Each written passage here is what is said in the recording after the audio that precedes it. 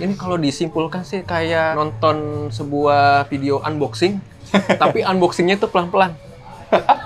Iya benar. Biasanya kan plastiknya udah berat, ini tuh iya. pelan-pelan, Iya. pelan-pelan gitu. Pas nyampe isinya baru dah. Isinya bom. Duar.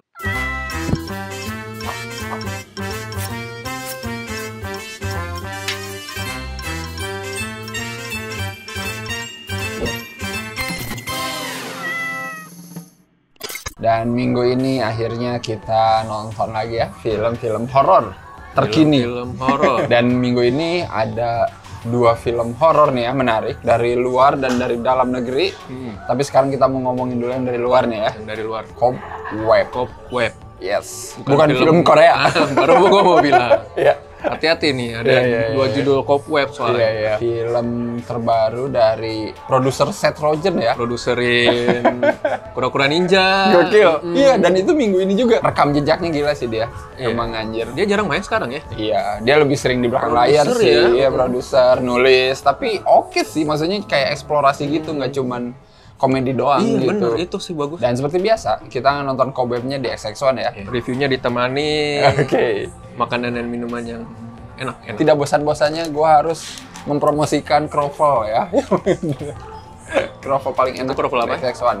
Ini Kroffel rasa baru Pak. Egg and cheese, cheese. Yes, ini baru banget ada di XX1. Kan kalau yang kemarin yang manis-manis sama asin-asin, ini sekarang udah ada isinya guys di tengah. Terus gue juga minumnya ini Mojito Lime Tea namanya. Warnanya hijau. Teh jeruk Madu. Bahasa Indonesianya. Yes. Orange Honey Tea. Orange Honey Tea. Ini Kroffel jamu. Yes, itu truffle mushroom Kroffel ya. Gue kirain bakmi doang, apa? Jangan. Ada bakmi jamur ya. Ini Kroffel jamur pun ada ternyata. Yes. Dan karena ini Kroffel keluaran baru XX1 ya, ini harganya cuma 55.000. Jadi kalian bisa langsung aja beli ya di XX1 kalau mau nonton gitu.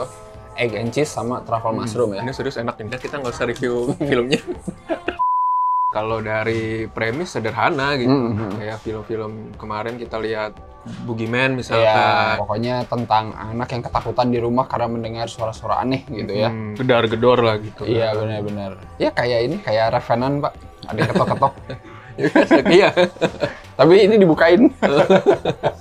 Ya kan gitu kan, bilang orang tuanya nggak percaya. Ya, biasa lah, standar gitu kan. Jadi kan kita pasti expect, oh ada setan ya di rumahnya ya. Ya kan, film supernatural lah. Iya, benar. Tapi ternyata kalian kayaknya cukup deh tahu sampai situ aja. Ini memang tipe, bener nggak sih? ini adalah tipe film yang lo sama sekali nggak tahu, buka gitu, nggak nonton trailernya sama sekali, dan lo bakal surprise gitu. Makin surprise. Kita udah nonton trailer, baca sinopsis, tetep aja tadi pas nonton, muka gue tuh yang, hah? Kok gini? Bukan kaget Insidious ya, bukan kaget jump scare gitu. Iya, bukan kaget jump scare. Kaget karena bisa kayak gitu gitu. Nggak expect kalau bakal kesana filmnya gitu loh. Sebenarnya kalau mau kita sebutin mirip beberapa film yang udah kita tonton, ketahuan nanti. Iya. Kayak gimana, tapi mendingan nggak usah. Gue pengen yang nonton Snake kagetnya sama kayak kita nontonnya gitu. Ini judulnya tuh sebenarnya menurut gue terlalu biasa ya. Dan itu menurut gue bisa bikin orang kayak males nonton ini gitu. Tapi kalau ngeliat posternya sih oke menurut gue gitu. Kayak ada anak dipeluk gitu sama ibunya. Itu udah jadi hint sendiri ya. Tapi di luar sih biasa ya, maksudnya film horor dengan judul yang tidak horor. Iya, benar. Tapi kan mereka jual lebih dari looks-nya ya gitu, posternya, trailernya gitu. Jadi nanti judulnya lu bakal paham kenapa begitu kan. Dan kalau gua melihat judulnya kenapa gitu, secara keseluruhan seperti paket film fairy tale yang fakta, bedtime story yang what the fuck gitu kan. Ini kayak Trick or Treat. Bener, terus kayak tau nggak ini Gretel and Hansel-nya Oz Perkin, gitu-gitu kan. Bener, setuju sih. Minimalis ya sebenarnya ya. Settingnya juga bener-bener di rumah aja nggak kemana-mana. Sama sekolah, jalan komplek, terus yang sengaja sepi gitu, tentang horor sepi gitu. Iya, bener. Kayak cuman emang bener-bener di situ aja gitu. Ini budgetnya sangat minimalis banget sih kelihatan. Padahal kan settingnya Halloween ya. Biasanya rame ya. Ini kayak anak-anak lalu trick or treat. Ini ada tapi nanti jarang. Mungkin pas Halloween orang-orang di komplek itu pada mudik. Iya. Atau ke komplek sebelah, Pak. Ya mungkin di komplek sebelah ada pertunjukan apa gitu. Cuman ya itu dia, lu kayaknya harus sabar nonton ini karena nanti di babak 3-nya itu cuy baru kayaknya budgetnya dikeluarin. Dan itu pun di awal ada beberapa hal yang mengecoh penonton gitu. Pasti decoy gitu. Ini pasti pengen penonton berpikir kalau keluarganya si Peter ini gitu, si karakter anak-anak ini tidak baik-baik saja gitu. Cuman tidak baik-baik itu kayak gimana? Nah itu tuh yang masih disimpan misterinya tuh ya, gitu. Kita bakal digiring lah. Digiring lah. Buat untuk menunjuk, si itu jahat, si itu setan gitu kan. Apalagi di sini yang jadi bapaknya Peter itu si Anthony Starr ya, yang jadi Homelander di The Boys gitu. Emang bajingan kan dia tuh. Jadi pas gue ngelihat dia di sini nyengir-nyengir kayak gitu, gue mikir ini nggak beres nih manusia. Jadi cocok ya dia dibawa ke sini. Memang muka-muka yang harus dicurigai gitu kan. Pasangannya kan. Lizzie Kaplan. Mencurigai juga pada akhirnya. Ini benernya sih gitu ya. Ibu dan bapaknya ini kenapa sih? Kita tahu maksudnya keluarga ini tidak baik-baik saja nih. Tapi apanya itu gitu yang makin kesini makin curiga gitu. Setuju gue itu. Itu casting yang tepat sih menurut gue itu, dua itu gitu. Karena ya dari situ gue jadi mikirnya kemana-mana juga gitu. Sambil nunggu misterinya tuh apa sebenarnya gitu, apa yang di-reveal gitu di balik dinding rumah itu. Dan ya pemilihan treatmentnya udah tepat lah. Ya emang slow burn, mungkin pas ada yang boring mungkin buat mengakali tadi kan, budget juga kan. Benar. Di awal memang nggak ada apa-apa nih. Slow burn aja sih. Buat disimpan nih nanti di third act-nya gitu. Iya sih. Cuman emang ada beberapa adegan yang menurut gue agak boring ya, karena ngeliatin rumah siang, malam, nanti besok siang lagi, malam lagi gitu, kayak cepet gitu loh perpindahannya. Sisanya sih emang tetap bikin gue pengen tahu sih sebenarnya siapa sih di balik dinding rumah itu gitu kan. Setan kah gitu ya, pesugihan kah? Iya, apa ini ternyata di rumah ini tuh ada apa? Itu sih. Sama ini juga bagus sih, si saudaranya bikin adegan yang suspense ya, kayak angle kameranya pas ada adegan Peter nelpon gurunya, liatin nggak ada. Liatin nggak ada, ada, tapi nggak cuman kiri kanan doang gitu, tapi nanti kemana gitu kan. Itu tuh menarik sih, bagian-bagian situnya. Iya. Itulah mungkin yang bikin masih melek ya.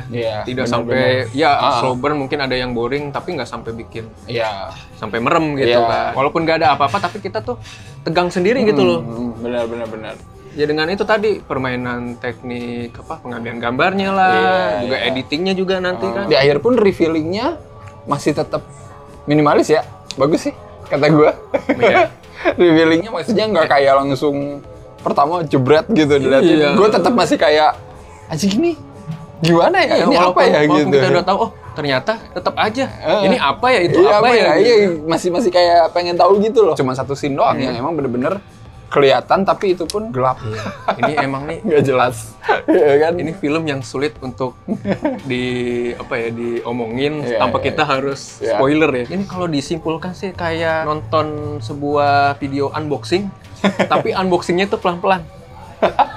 Iya benar. Biasanya kan plastiknya udah berat, ini tuh pelan-pelan gitu. Pas nyampe isinya baru dah. Isinya bom. Duar. Iya benar. Susah soalnya. Pengen nyebut sih filmnya tahun kemarin. Jangan dong. Kita semua langsung ngeliat nih list film horor tahun kemarin langsung banyak ya. KKN. Ya itu KKN.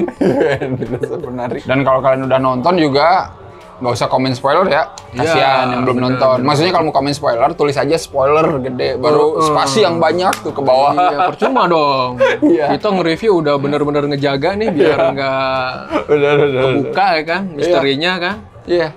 Yang di komen pertama, ternyata mirip film. Udah tamat sudah. Ilusinya hilang sudah. Apa-apa sih, siap-siap aja digiles sama netizen. Nanti kan ada horor yang memang jump scare kayak Insidious, ada The Nun nanti kan. Iya benar. Jump scare juga. Ada nanti torture porn, nanti ada Saw kan balik lagi kan. Nah yang gini-gini harus ada yang memang budget kecil, minimalis tapi maksimal gitu. Mantap lah. Jadi segala variasi ada lah ya. Ya bener, nikmat kayak ini nih. Asik. Kroffel, jamur. Silakan lah. Sekalian ya beli krovelnya ya. Kalau nanti kalian nonton Cobweb dijamin nggak kerasa cuy. Kita kasih skor aja dulu Pak. Berapa nih untuk Cobweb? 7,5 lah dari gua. Sama lah gua 7,5 lah. Kayaknya harus cepet-cepet deh nonton. Gua takutnya hilang aja. Ya bener, kan? ini horor-horor yang tidak awet. Riskan ini. Apalagi di tengah gempuran film-film yang masih rame ya dari kemarin. Ya masih ada Sundel Bolong lah, masih ada Opi Kumis. Semoga kalian bisa dapetin nonton film ini. Iya, harus cepet-cepet nonton sebelum kena spoiler di komen. Seperti biasa jangan lupa untuk like, share, subscribe Cinecrip. follow Cinecrip di medsos, dukung Cinecrip di Saweria, follow juga Rangga. Gimana? Di Kripik Film. Betul banget, dan jangan lupa beli minuman dan profilnya enak XX1 ya. Lain kali kita makan apa lagi ya nanti? Sate ayam nggak ada ya? Sate ayam. Lapar banget nih emang. Oke, kalau gitu sampai ketemu lagi di episode selanjutnya. Bye-bye.